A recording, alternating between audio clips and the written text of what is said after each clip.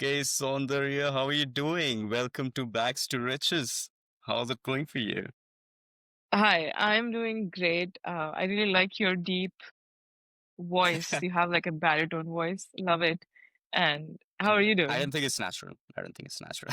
It's just when I talk, Okay. I've heard that a lot actually, especially with my friends, is whenever I talk in English, I do have a different tonality to my voice. And whenever I speak in Hindi, it's like, hey, kya kar rahe ho? I was like, no, that's not how I talk. So it's so weird, right? But anywho, thank you so much for taking some time out of your busy schedule and getting on here. I'm sure people would love to hear your story and people. Thank you. Like I was going through your Instagram, so many of my friends already are following you. And it's like, oh, are you going to talk to the curious Maverick? I was like, yes, I am. So you're actually getting my status go up there. So, Yeah, you always gotta like punch up, they say. yeah, Like it's figure out like, ways to get to the next power tribe, I guess. exactly. So here I am, and here you are. So thank you so much for joining in and Thank you. sharing your story, the real candid story for the international students who are watching you and learning from what they want to do, right? And what is actually the reality after you come here to the US, right? So that was the idea. And I wanted to welcome you here. And just my first question is going to be, what are we going to talk about in this podcast so that anyone who is listening to this can get an idea of what the discussion is going to look like? I mean, I can talk about 100 different things. Given that students are listening to this and assume that these are people who just came to the US a couple years ago, Correct. I'd love to talk about the role of mentorship and having a role model and how important that is. I would love to talk about the O1 visa. I've talked about it a lot already, but for someone who does not know, we can Yeah. definitely explore that. Would love to talk about the idea of reinventing yourself because I have done quite a few things in the last 8 years since I've come here, or in the last 6 years since I've been working in the industry. Hmm. I've been a product manager at a big tech company. I quit that to, I even ran courses at some point. I have published a few books. I have hosted huge events, and that's how we met. So, really, just this idea of it's never too late and do it even if you're scared. Yeah. So, yeah, but once again, the people listening the best, Absolutely. so you can guide this. No, thanks for giving an overview so that the people know what to expect. And people who don't know her, I think you are a brute force of nature, honestly. It's like when you set your mind to something, you go and do it. And personally, people like me have a lot of ideas. We think about it and we just keep on thinking about it for some reason. But you are a person who goes out there and do it. So I do really appreciate, and words aren't enough how much I appreciate you when you do all of those things and you actually inspire people when you do it. Thank you. It's very Yeah. kind. And like I said, I was not feeling the best an hour ago. Something happened, but this podcast is already making my day. Thank you. That's awesome. So let's just start from the beginning. When you came to the US, what did you come for? What kind of roles did you go for right after your graduation? And we'll go Hmm. further on the tracks that you did after that. So let's start from there. Yeah. My goodness, I came 8 years ago. Every time I think how long it's been, I am flabbergasted. So I came for a master's in management science and engineering at Columbia University. I got into Columbia, Cornell, and Dartmouth. I chose Oh, Columbia mainly because it was ranked higher, and it was in New York City versus the other two were kind of in a more remote and quiet location. Um, I came here for that. I did not come here thinking I'm going to be a product manager. I thought I'd become a consultant. So I okay. actually spent the first 3, 4 months trying hard to get into MBB, McKinsey, Bain, BCG. Uh, I wouldn't say it didn't go anywhere. I don't think I tried enough because I Hmm. met a PM from Google sometime in November of 2017, a few months after I came. And that conversation was pivotal because I learned about what a PM does from someone who was doing it. And I realized, oh, a lot of these things seem really fun. Hmm. I get to work with people a lot. I get to keep things on track. Um, I get to get shit done. Mm-hmm. And all of it aligned with things I was already good at. Like I am a very organized person, painfully organized.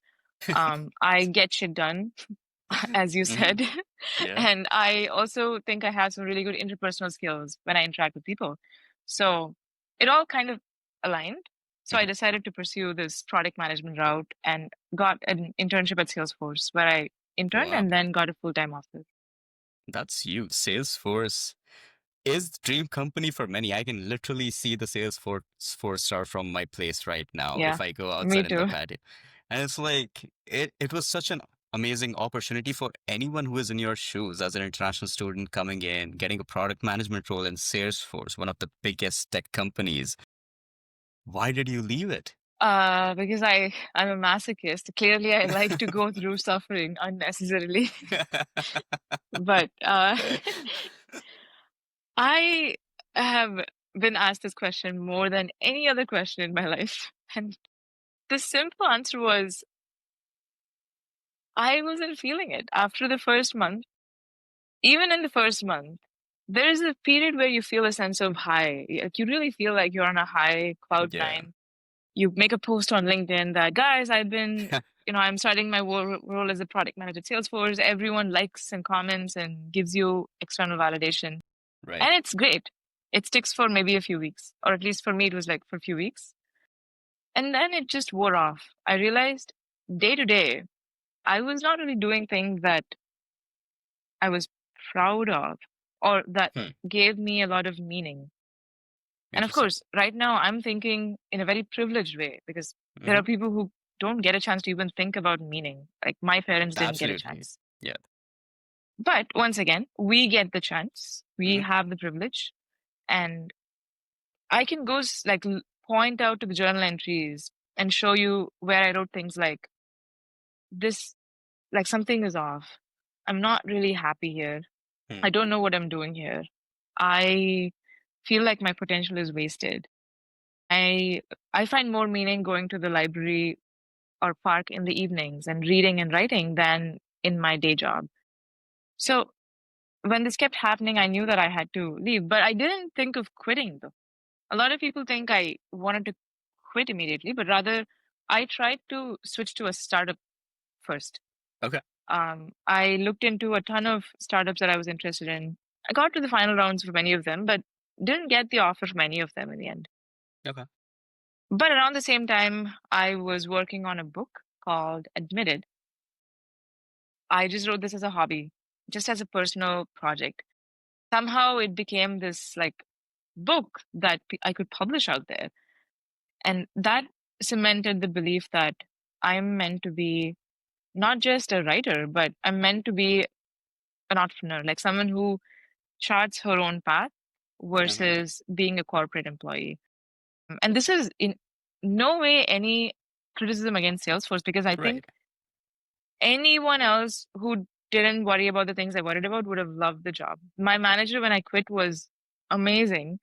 I was making a lot of money, which I've been very public about. Hmm. And I got great perks. I was in San Francisco. What more can you ask for?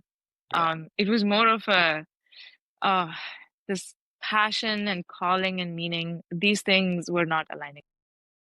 I agree. And I think the calling is such a big thing, and it doesn't come to everyone, if that makes sense, because only the people who are literally very self-aware and have the power to introspect their lives would actually have the power to understand what they actually need.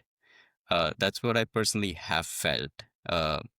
For some, it comes early, for some, it might come a little later, but it does come with a Exactly. lot of self-talk and self-criticism, not criticism, but just sitting with yourself with your own thoughts and understanding you know what is this fulfilling my soul.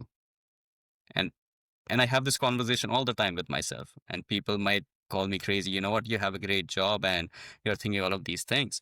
But I would say yes.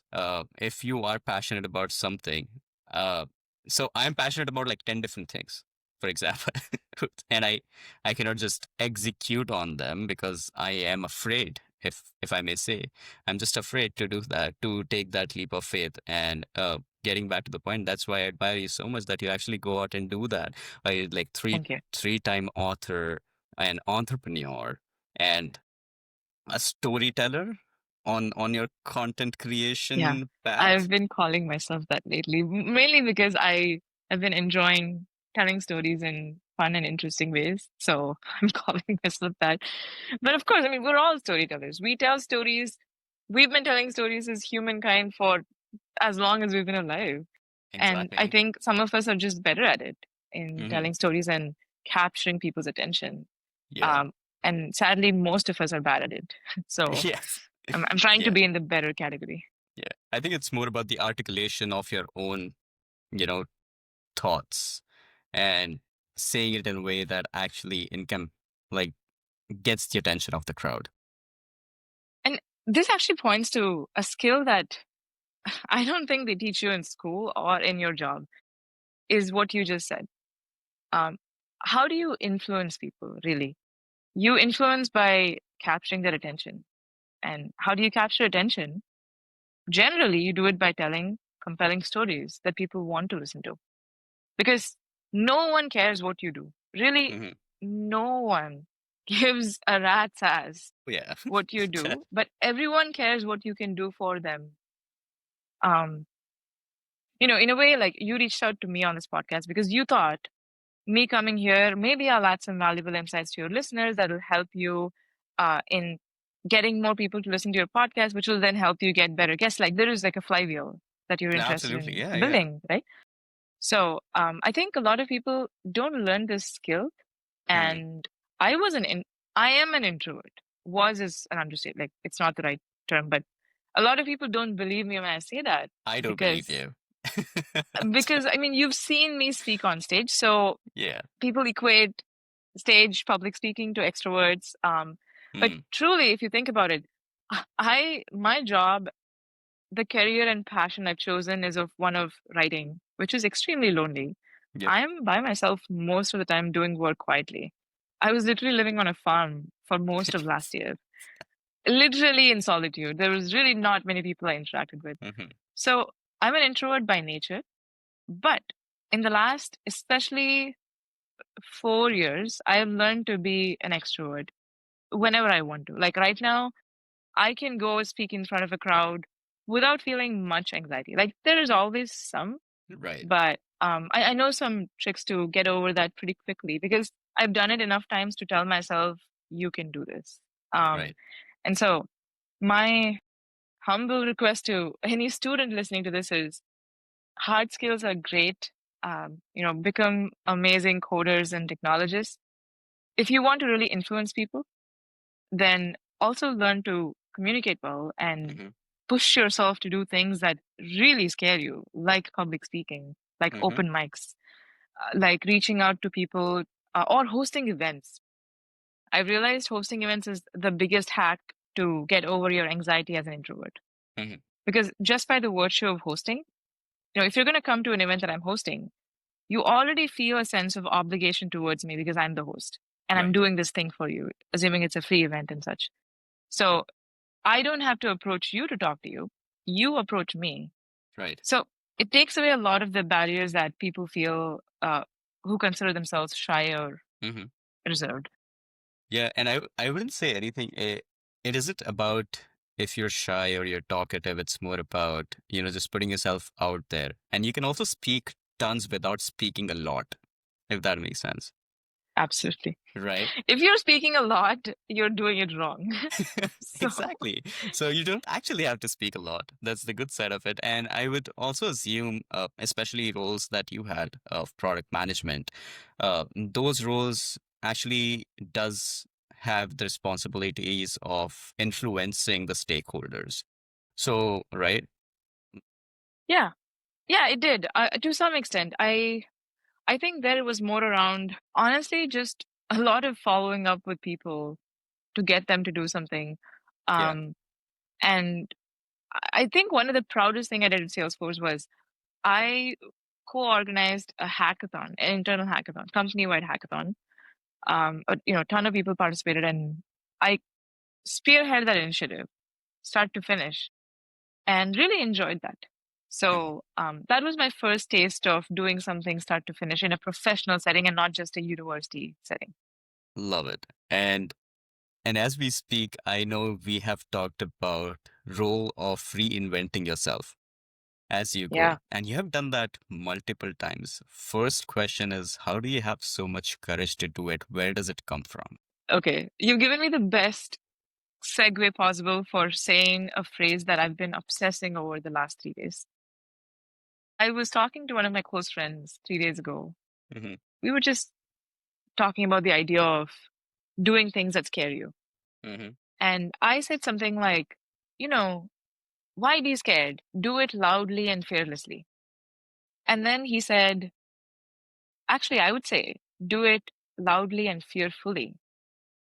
And then we kept going back and forth and finally came upon this phrase, do it quietly and fearfully, but do it anyway. So it doesn't matter if you're scared or not, just do it anyway.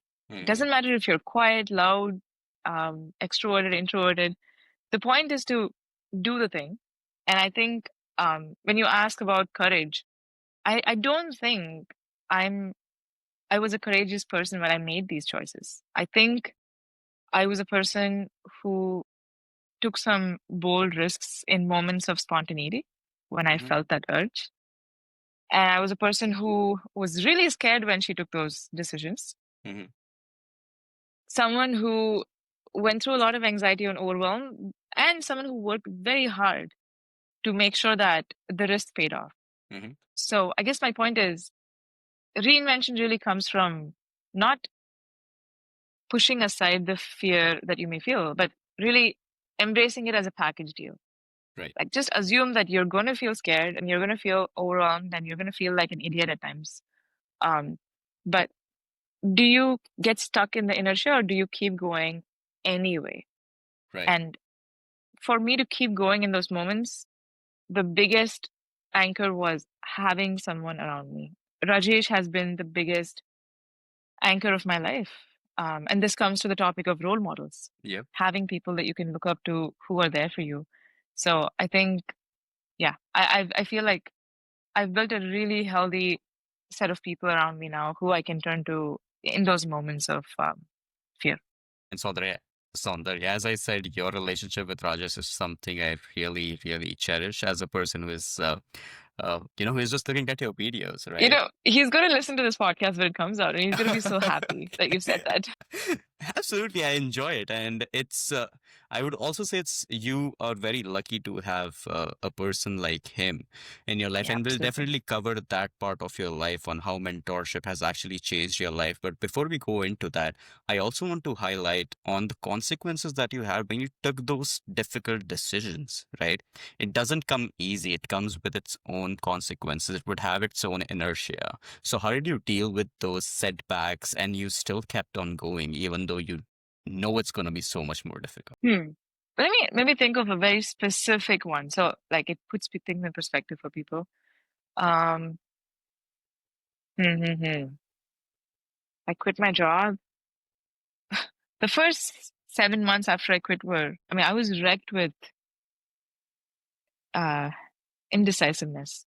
Mm, Like, I would wake up, I would get ready, show up to a co-working space where I was working, sit down to write my book, which back then, even before Unshackled, I was working on another book which never panned out. mm, So I'd begin to do research for the book.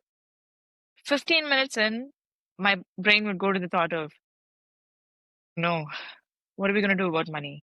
mm, Uh, what am I going to tell people that I do right now? What if this book doesn't work out?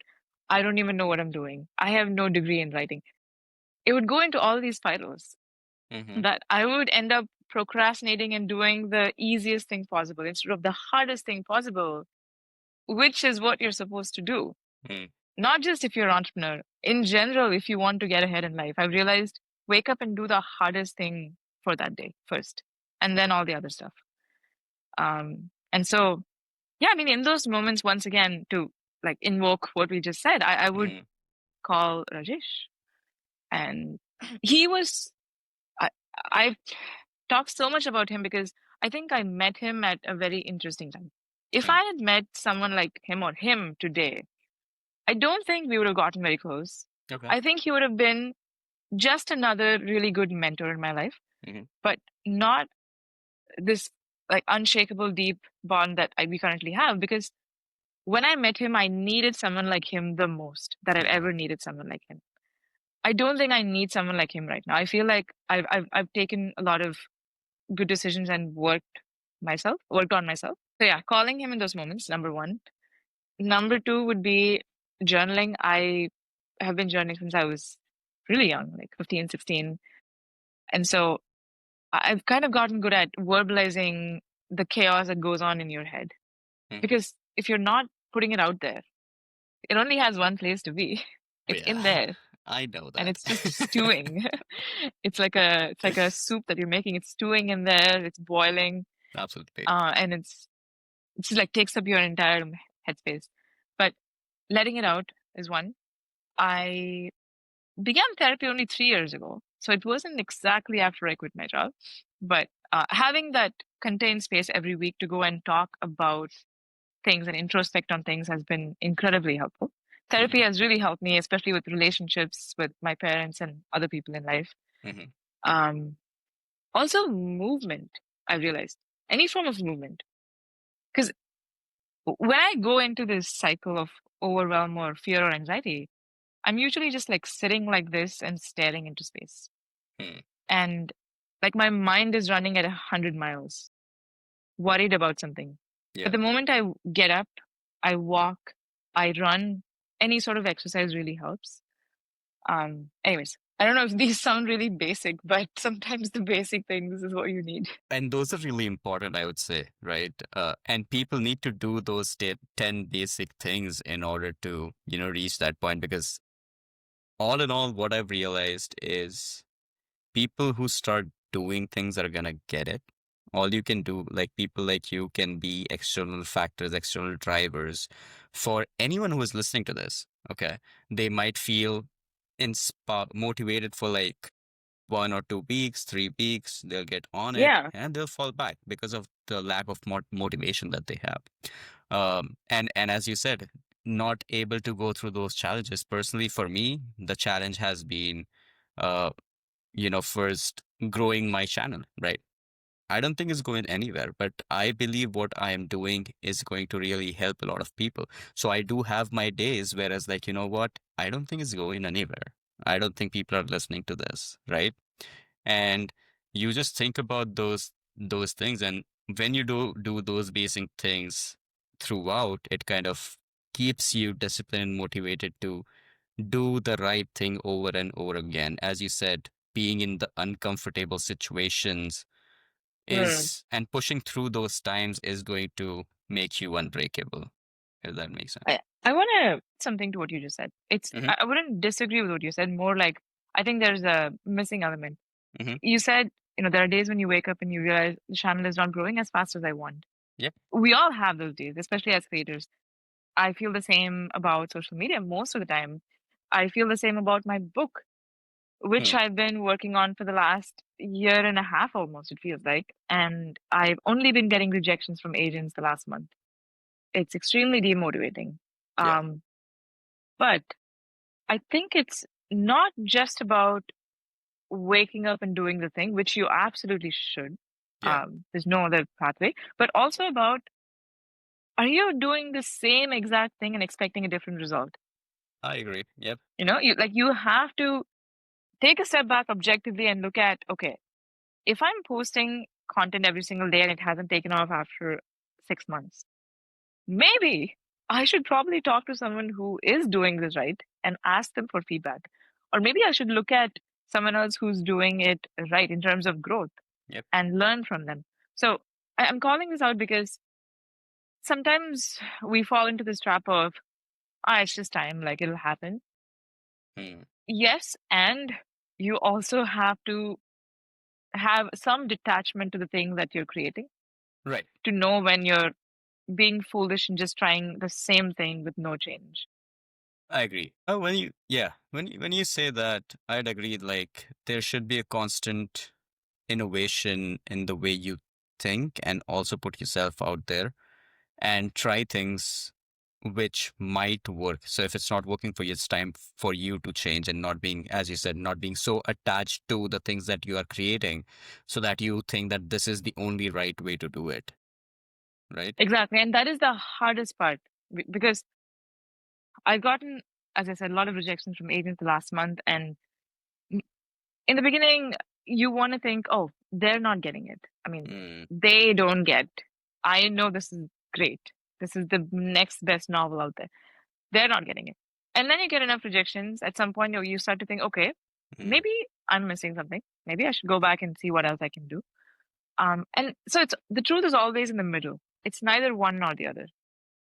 It's both because you have case studies of people like J.K. Rowling who says they got the manuscript on their 30th try. yeah. So you keep telling yourself like, yes, it does take time, but also at the same time, we want to make sure that we are increasing the chances every single day by doing like one little thing, Yeah. one small, like in your channel, for example, you could go ahead and change the thumbnail for God's sake, like something so simple, but just Right. one small thing every day. And this applies to Mm, job seekers who apply on online, portals, LinkedIn, Glassdoor, and expect different outcome, mm, even though they haven't changed anything on the input side. makes sense. Yeah. Reach out to the hiring managers, like do something different or Yeah, Mm. this There's so is many like there's people. not science, right? It's art. So I Yeah. feel there's no right answer, but I do know that doing the exact same thing and expecting different results stops working. Talking about different things, is that why all of your three books are in different genres or Uh, it's not planned, if that's the question. For sure, it's not planned. uh-huh. Every single book was accidental. No, it Really? wasn't planned. Yeah. Tell me Uh, more about how you started Unshackled because I've closely watched it. I have your book right now with me back there. oh, thanks. Yeah.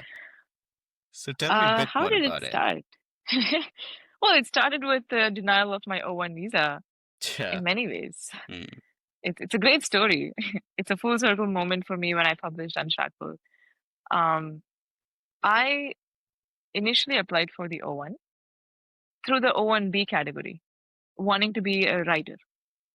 And back then, I had offers from a few different startups that wanted to take my services for different reasons. So I applied as through an agent route.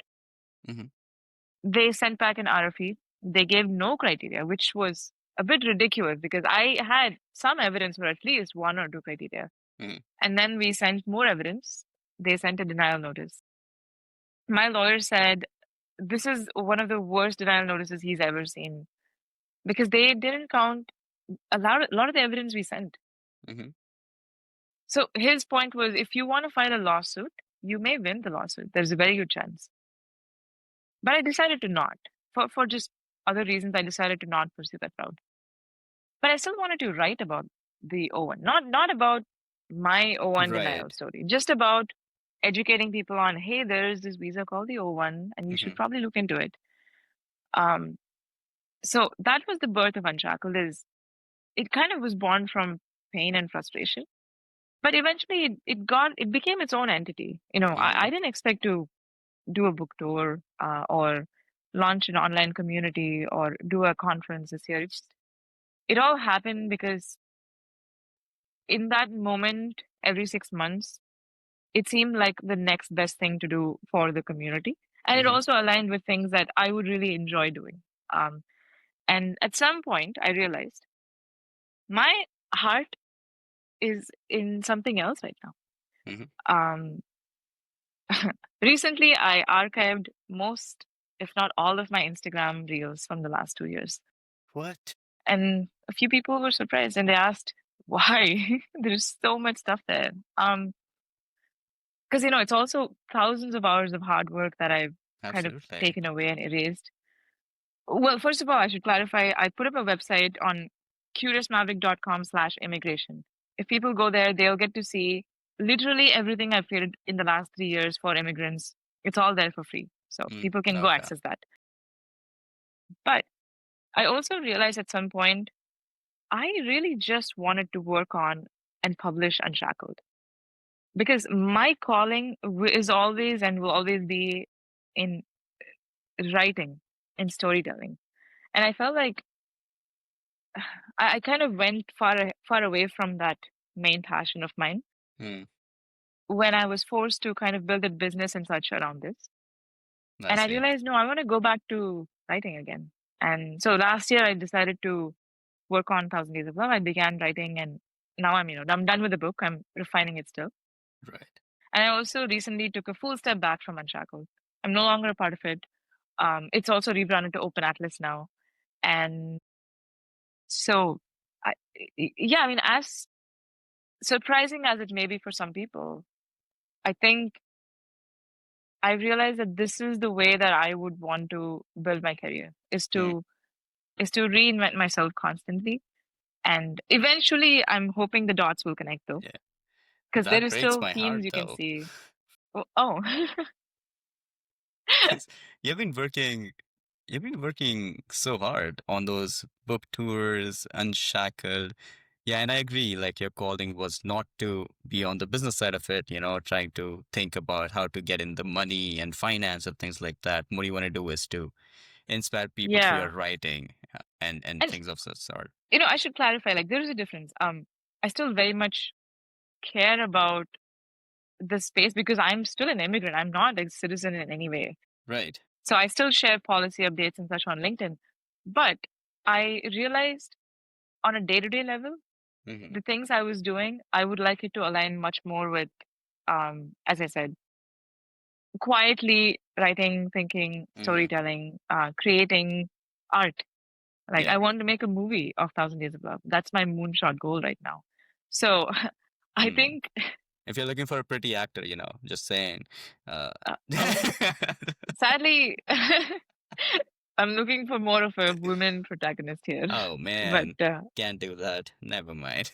but yeah, I mean, I know a lot of people probably were disappointed when they saw that I'm not gonna be posting content on this anymore. But honestly, Yeah. there's so many people out there who've come up in the last 3 years. It is insane. I mean, there's like 30 people I know who talk about this out there. So I'm sure people will be fine with that. People are fine, I would say.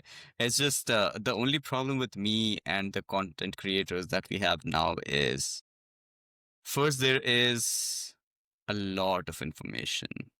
It's just a dump of information, and you just cannot anymore say which is misinformation and which is the right information. Because even though, like, you are telling the complete opposite, but you're telling it so well to the camera that people are actually believing you. And these people have like hundred thousands of followers.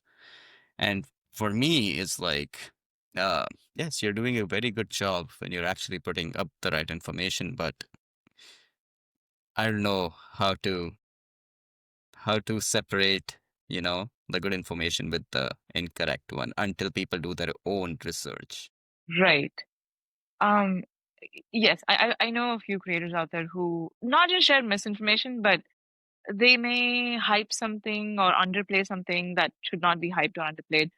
I would just say if they're like causing real harm, then there are ways that you can take action against them.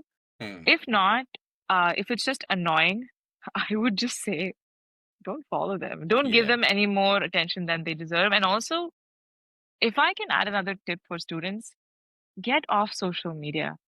I mean, I'm a creator on social media and I barely, like, I'm extremely limited in the way I consume it. Hmm. First of all, I don't have any social media apps on my phone. I only have it on my computer, and maybe once a week I'll open to check the feed, and even then for like less than 15 minutes. And I'm saying this because, and I know it sounds probably ridiculous to hear from someone who puts out so much content on a daily basis, but I'm saying like if it's making you anxious, get off of social media. It makes me anxious. I mean, Hmm. I'm putting out content because I enjoy storytelling and I'm experimenting with something and I write books. Hmm. Um, but I would gladly like have the people who follow me just get off social media and go live their lives fully and be present for people in their lives. It just, I think I'm amazed that this has become normalized right now.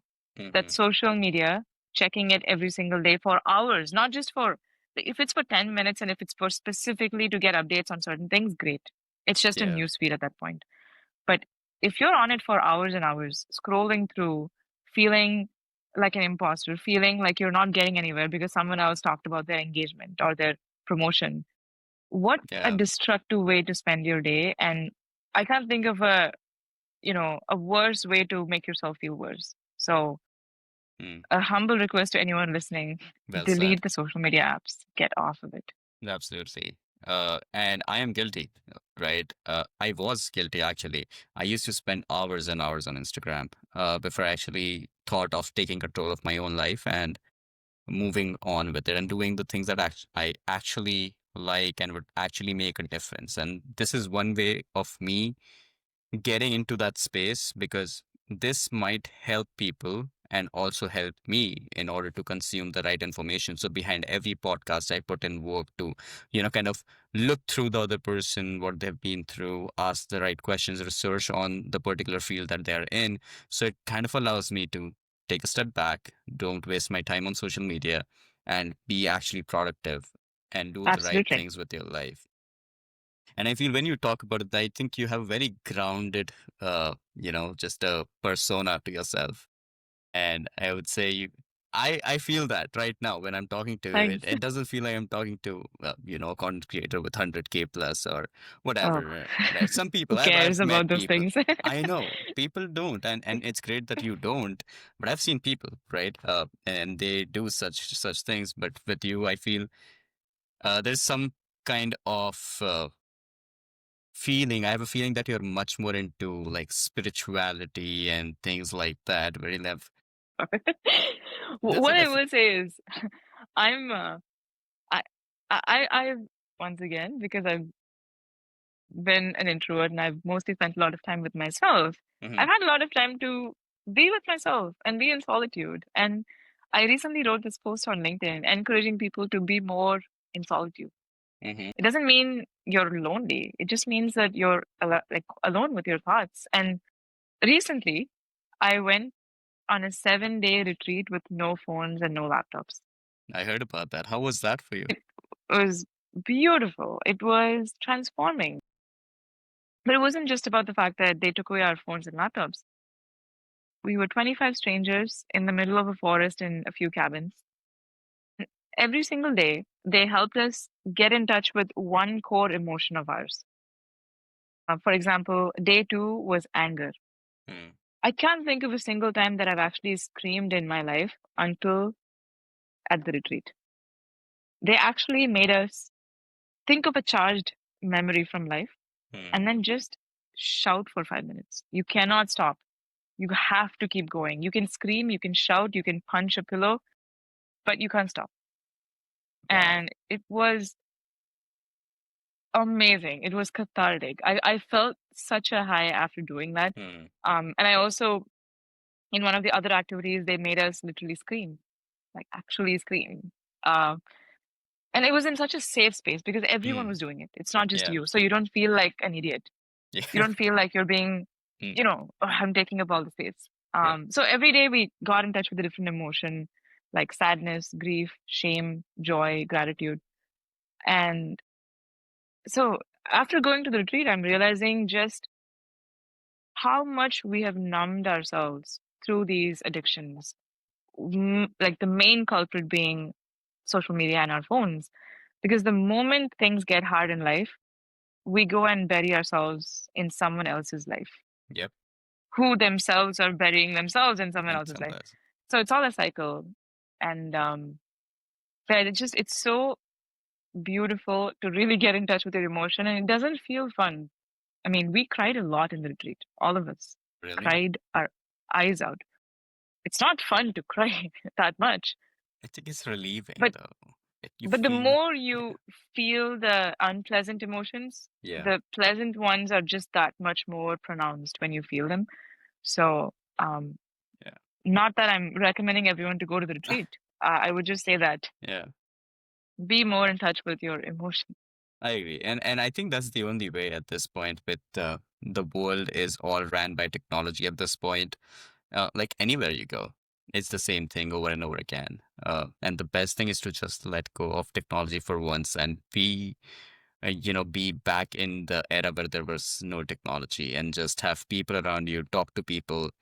And that's why you see more and more loneliness creeping up nowadays, is because people don't actually know how to talk to people, And right? especially amongst international students, that's once again, that's our audience who's listening to this. Um, you're literally away from home. As you said, your podcast name, Bags to Riches. Your entire life is two bags when you get here. Yeah, And you've absolutely. left everything that is familiar and supportive. No familiar faces, no parents, no siblings. So obviously you're going to feel lonely and homesick. Um, Yeah. but yeah, what do you do about it when you feel that? Do you reach out and ask for help, or do Mm, you go inward and just like shut down? yeah. I've done both, more the latter actually. I've shut down a lot in the past. Mhm. Um, but yeah, now I'm very aware when I shut down at least. So that's some S- improvement. It's just shutting down, though. Is all I'm hearing. Sometimes less than before, but it Yeah. definitely happens still. Yeah. It's a process, I would say. Like, it's not a, like, one day you'll just wake up and be aware of everything that's going on in your life. I would say people are not even 5% aware of what they feel and why they feel it, honestly. You know, at the camp, I asked one of the co-founders of the camp, um, do you sometimes wish you never learned this, never got into this field because now you have to feel all the emotions so intensely? And he just looked at me and he smiled and said, "No, I am so much better now." It's because, yes, the emotions hurt more, things hurt more, but it bothers me less and less. I mean, I feel it, but the highs are also just as great. Mm, And so I feel like it's kind of childish to expect that one day you'll wake up and everything will be great because you got a job yeah. or because you got a promotion or a girlfriend or a boyfriend. Rather, it's more on the sense of every day is going to be a struggle. But if you have people around, if you work hard, if you take care of your body, the struggle will be more manageable. Yeah. So, I love the term delayed gratification for that. Is if you get it instantaneously, the highs that you get, if you get it instantaneously, they will also go away just like that. So yeah, absolutely. that's why I focus more on delayed gratification. Like you just keep doing what you're doing, and eventually, when it gets to the fruition, you will realize how much of a high you like. The high extends for a longer time than it usually does. But yeah, I do want to also talk about Rajesh and how he has impacted your life and how important is it to have a mentor like him or just have a mentor in your life who can allow you to go through difficult times or can just guide you through them. So tell me more about him. Absolutely. I mean, I think Rajesh and my parents, Hmm. they're all three of them are my anchors right now. And in many ways, meeting Rajesh helped me get closer to my parents. And the more I got close to my parents, the more I also saw the saw and appreciated Rajesh's role in my life. So Hmm. I think of all three of them as once again three anchors and rocks of my life. I can write a book about the role that Rajesh has played, which I am doing in some ways. But the role that mentors play, I'll tell you the place where he helped the most. Hmm. I was fine before I met him. I was in a good, once again, I was in a very high paying job. I was in a good apartment. Really no complaints as a human being. Hmm. Um, but after I met him, I realized I could be really happy too. Instead of just surviving life, I can Hmm. really thrive.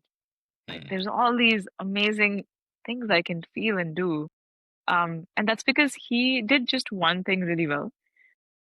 He offered unconditional belief in me as a person and in whatever I wanted to do.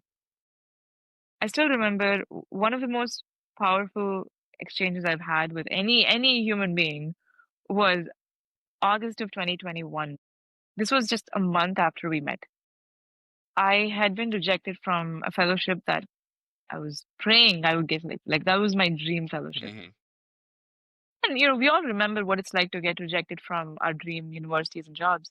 Yeah. It's a gut punch. Hmm. You really feel like you have no self-worth or value in that moment. And in that moment, he and I had a conversation, and he just told me, I believe in you. I'm I already know you're extraordinary, and I'm gonna make sure that you see that. It may take another year or two, but we'll get there. But I believe in you. I'm gonna make sure I do everything I can to help you get wherever you want to go. And he actually did that. So it's one thing to say these Hmm. flowery things to each other, but to actually walk the walk is very different. So yeah, Rajesh, just if he meets you, he will not try to see the worst in you, which I Hmm. think we all do in some subconscious way. Like we're always judging people and looking for what we don't like about them. Right. But he would just look at people and look at what is gold in this person. How can I see this gold and help them see the gold in themselves? Um, and so that we all need like a Yeah. spoonful of that in our lives. Someone who can not support us even when we're going down the wrong path. Like, if I'm gonna become a smoking addict, I don't want Rajesh to be like, I believe in you, like, keep going. No, you know, I I hope want not. tough love. Oh my God. I do not smoke, Absolutely. nor have I ever smoked in my life, and I do not endorse smoking. Uh, Like someone who can ground us and tell absolutely. us things as it is. But also, we all have dreams and aspirations, and we're all like, we have something that we're good at. So just having someone see that in you and say that, I see Hmm. this and I'm going to make sure you see it, it means the world, it meant the world to me back then. Hmm. And yeah, since then, I found a lot of people like Rajesh who I would say all the people right now in my life who are close to me are people who would lift me up. They're not people who in any way bring me down. And Hmm. so I can't emphasize the importance of surrounding yourself with that crowd. Like, if you wanted to start this podcast, Hmm. imagine a conversation where you go and tell a close friend, I want to start the podcast. And his or her response is, really? Everyone's Are you doing sure you can it, do bro. this? Yeah.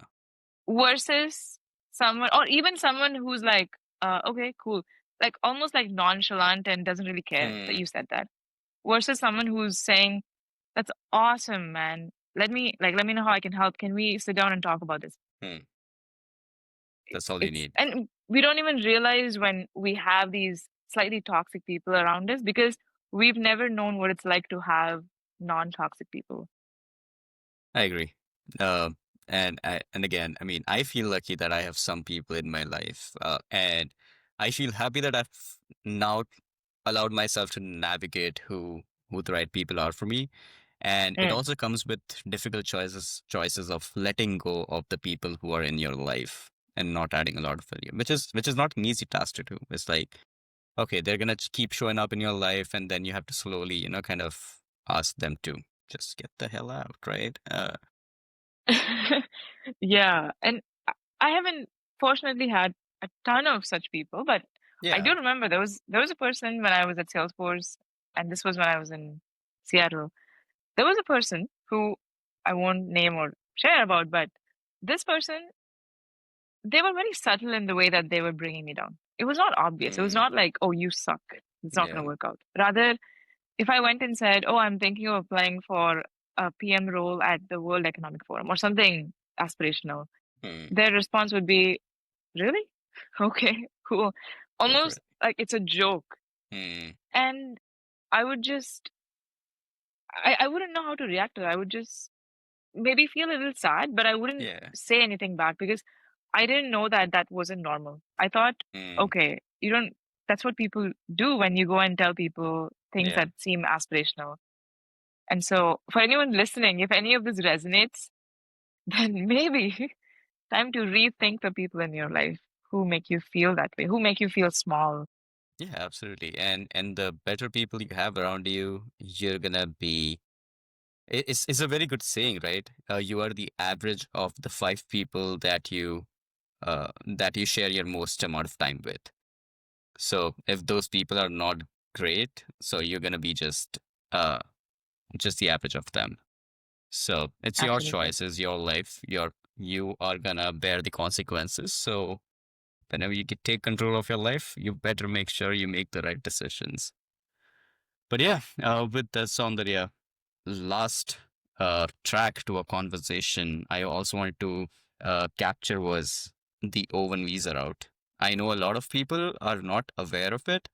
A lot of us come as F1 visa holders, right? We are F1, then we go to H1B, and then we have the I-140, and that's the conventional route that everyone has followed so far. I want you to put some shed light. I know you have done like million reels now on Owen Visa, but just to make people understand like there is another option out there and how effectively can they plan even before maybe coming to the US, or what can they do differently? Before, maybe a bit too much, Mm-hmm. honestly. I, you can if you want to, but get into the university first. Mm-hmm. But yeah, absolutely. Once you land here and go to the university, there's so many minor things you can do.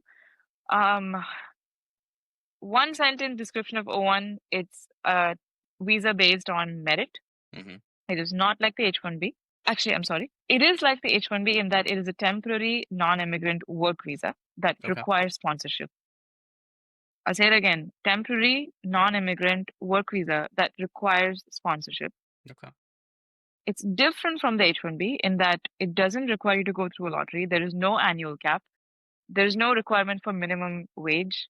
Mm-hmm. It can be renewed indefinitely. Um, you can apply for it through an employer or an agent, which a lot of people don't know.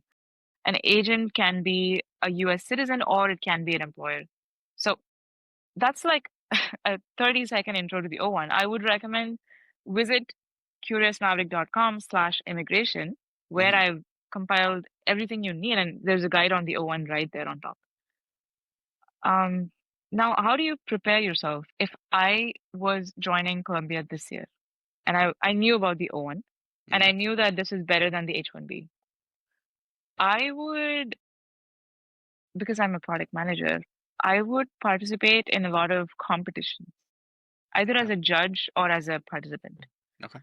Um, I would also go out there and try to organize events.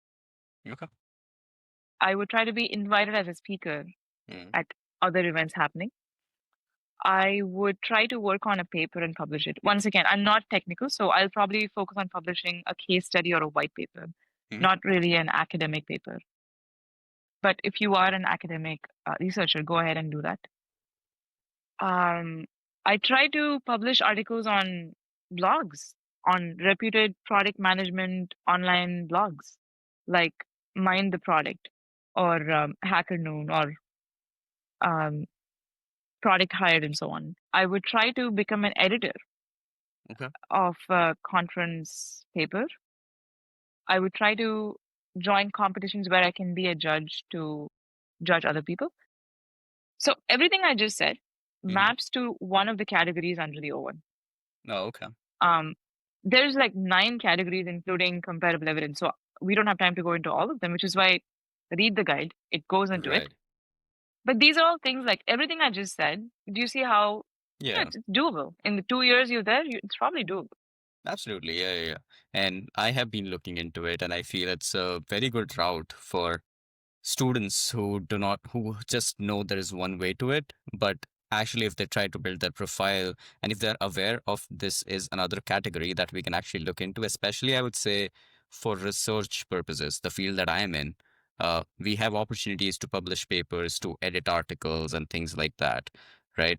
So I would assume a lot of research based people can also go for it when they're trying to get into a different type of visa sponsorship per se. Absolutely. In fact, if anything, researchers have an upper hand because a lot of criteria under the O1 maps directly to things researchers do without even trying, Right. like publishing papers, peer reviewing papers, um, uh, like filing a patent. So all Yes, of these things really help. absolutely. All right. So that was a bit about Owen Visa. And again, I would also mention the link that you said, curiousmavericks.com/immigration, in the description whenever I put this video up. But with that, I'm gonna come to a close with you talking a bit about 1,000 Days of Love and what are you trying to achieve writing that book, and how it has like changed your life so far. Absolutely. Thousand Days of Love is a novel. It's fiction. Hmm. I have taken some inspiration from events in real life, but I have also changed so much and made up so many things that it's I would just say it's fiction with some elements of especially the character. There's a character called Shri in the book who is one of the main protagonists. Hmm. I took a lot of inspiration from Rajesh as a person to create this character in the book. So like that, there are some similarities, but it's a novel. It's my first time writing something that's a fictional work. Um, it's been a really, I would say, frustrating process for the more like I would say I remember a lot of the frustration right now because I'm going through frustration right now in redoing the whole book because Yeah. two different publishers said I need to cut down 20,000 words or 25,000 words, and that's one fifth of the book. So it's just a lot, and I have to go through it, which is not fun. But it's also making me a better writer. Yeah. So I would say, yeah, there's been a lot of frustration in the process. However, there is nothing I would rather have done than write this book. Every single minute that I worked on it, Hmm. it was it was blissful. It was, it's where you're in flow. You're Hmm. not in your body. You're kind of transcending, Yeah. and It's you're the just zone. flowing Yeah. with the universe. It's amazing. I also, in the process of writing this novel, I've had a chance to read a lot of other novels on writing novels, just good novels in general, a ton of podcasts, Hmm. ton of lectures. So I like to pick projects that just makes me better at a craft that I'm trying to get better at. For example, um, with Unshackled, I did a lot of the things wanting to get better at building a community online and offline, as well as hosting events. Yeah. So I feel like with Thousand Days of Love, I specifically wanted to get better at telling great stories and making people feel things. Because as a novelist, as an author, the best compliment I can hear is if you read Thousand Days of Love when it comes out, Hmm. and you came and said, Soundarya, I couldn't stop thinking about the book after I finished reading it. Yeah. It made me think differently about my mother. It made me think differently about my father. If it moves you and if it changes you as a person, that is all I can ask for as the reader. So, um, yeah, it's been very interesting to go from writing a really, really shitty draft, first draft, to then writing a less shitty second draft and an Hmm. okay third draft, and right now working on hopefully a really good fourth draft. So I've really enjoyed the process. Yeah. I'm also, I mean, I guess this is, I don't know if this is the best thing to share in a public podcast, but I'm thinking of applying for a master's in creative writing next fall. That's So crazy. Yeah. yeah. Um, I am so there's specifically there's a few universities like Oxford and Cambridge and Hmm. some US universities that have masters in creative writing part-time. So That's awesome. I am gonna apply to them because I Hmm. realized so far I've learned a lot about writing on my own. I would love to formally learn it from people who've I love it. spent decades actually practicing it. So I'm very excited to Yeah. start the application process all over Oh again my after 8 years. God. There we go again. A full circle I know moment for you. Yeah, it and it it's really like is. you have always written nonfiction books and you're going towards fiction. Uh, as a person who reads a lot, I feel they have very different style of writing. And the major thing that we need to focus, like as you as a writer needs to learn is having uh, you know the audience which is reading. You need to have the premise set up for them is to actually get where you are in your thought, in your book, and actually get them to that place, is to have them imagine and feel what you're feeling when you're writing it, is the toughest part. Exactly. And I'm like, that's rough, dude. That's tough. Like, It is. I would actually agree with you. Every time I think I got this, the universe, like, slaps me in the face and like, nah, start again. It's not there yet. So it's been frustrating, but once again, that is the whole point. It's absolutely. to get better at a craft. There's going to be frustration and pain, and Yeah. I'm sure like you face it on a daily basis in your job. Like that's a sign of growth that you're actually getting better at this. Yeah. And as I said, man, I love the way you approach life in general. Thanks. More power to you. And I know you're gonna do great things, even with the Open Atlas Summit that you have made. It's a huge success. I think you had a conference, you did that all by yourself. Oh, no, I'm No, sorry. I mean, you Definitely had a not team. true.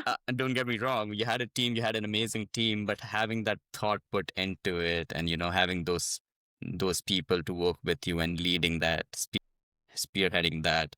I was one of the co-organizers because there were also other people. Right, right. Yeah, Open Atlas Summit was definitely the biggest thing I've hosted, like 1,000 plus people. Oh my God, it was Yeah. amazing. But now I'm inspired to for 1,000 Days of Love.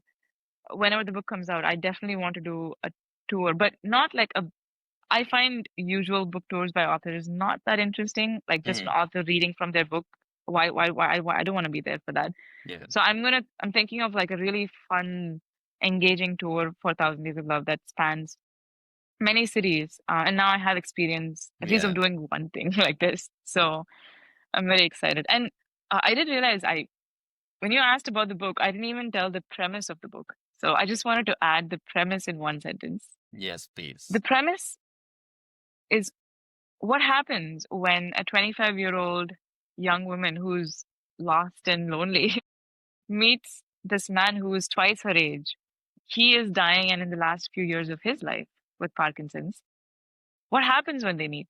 What Hmm. happens when someone who's so starved for love and affection meets someone who's so willing to give that as a father figure?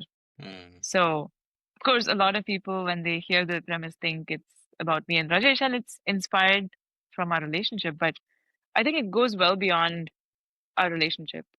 It's about how do you find people? Hmm. How do you find people like that who are your role models, who truly change the way you live your life? And how can you become that person for other people? Because it's not just about taking.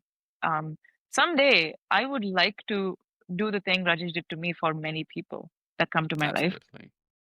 And so, yeah, that's the premise. That's the whole premise. It's a book about coming of age. It's a book about love and loss and healing and reconnecting with your parents, improving your relationship there.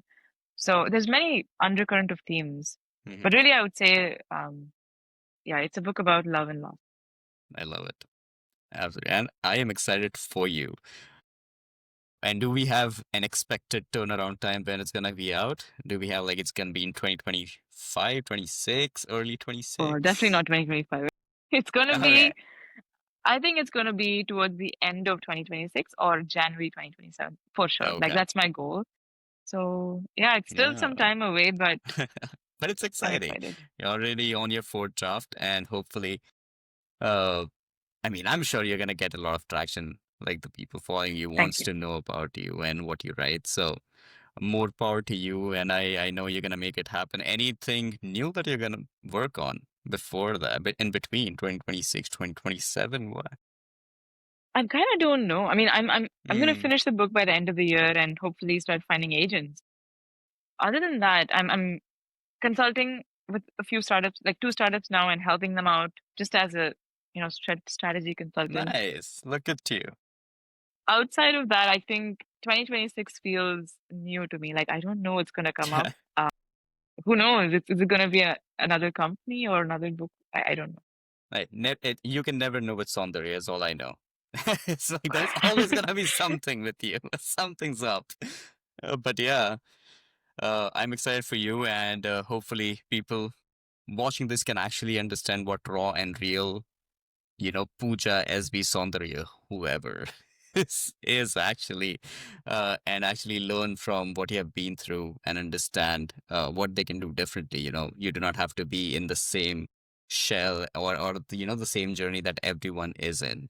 You should actually have the courage and go out, experience, explore for yourself, and take that leap of faith and just let it take you. And like we said, do it quietly, Yeah. loudly, fearfully, or fearlessly, but Yes. just do it. Absolutely. And I think that's the perfect outro to my podcast. So thank you, Saundarya, so much for your time. And it was amazing talking to you. Hopefully you enjoyed the talk as well. And I'm excited Of course. whenever this is gonna come out. I'm gonna love this. Me too. I cannot wait to send it to like my parents, Rajesh, and everyone else in my network. Thanks so much.